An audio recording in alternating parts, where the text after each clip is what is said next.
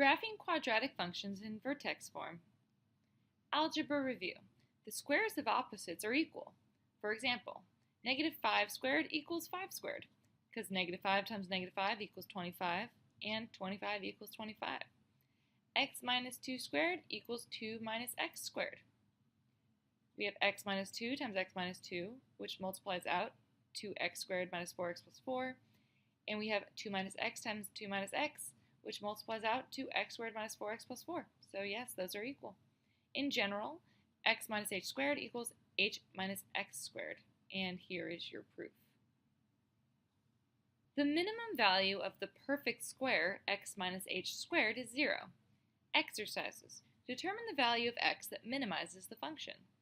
F of x equals x minus 2 squared is smallest in value when x equals 2. Because if x equals 2, then f of 2 equals 0. G of x equals x plus 5 squared is minimized when x equals -5. When x equals -5, then g of -5 equals 0.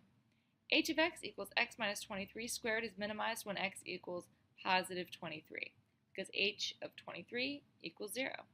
In general, x minus h squared is minimized when x equals positive h, and x plus h squared is minimized when x equals negative h. When an expression is squared, its minimum value is 0. To begin to understand the third form of the quadratic function, let's start at the beginning with the squaring function. F of x equals x squared. The graph of the squaring function is shown to the left. Its axis of symmetry is the vertical line x equals 0, and its vertex is the point 0, 0. Exercise A. Consider the graph of g of x equals x minus 2 squared. Expanding the binomial yields g of x equals x squared minus 4x plus 4. Its axis of symmetry is the vertical line at -b over 2a, which equals 2, making its vertex the point 2, 0. The graph of g is shown to the left. Compare g to the squaring function f. So all we've done is taken the squaring function and moved it over 2.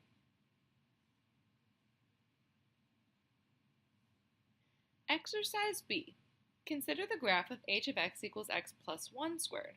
Expanding the binomial yields h of x equals x squared plus 2x plus 1.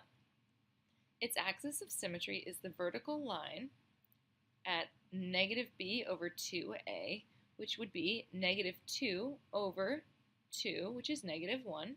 And as we can see, that is right here. And its vertex is this point here, which is -1, 0.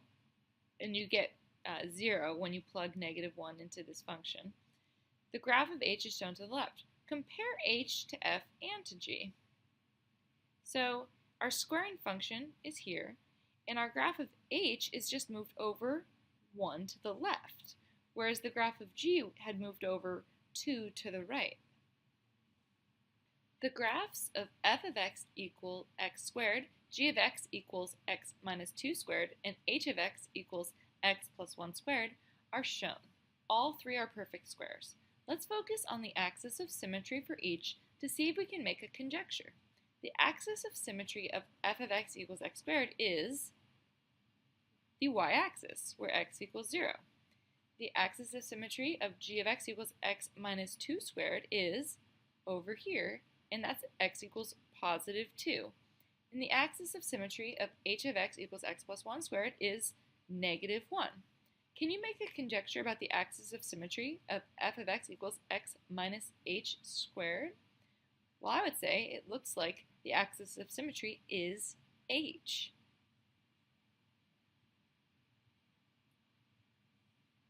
Consider the graph of f of x equals a times x minus h squared, where a is greater than 0.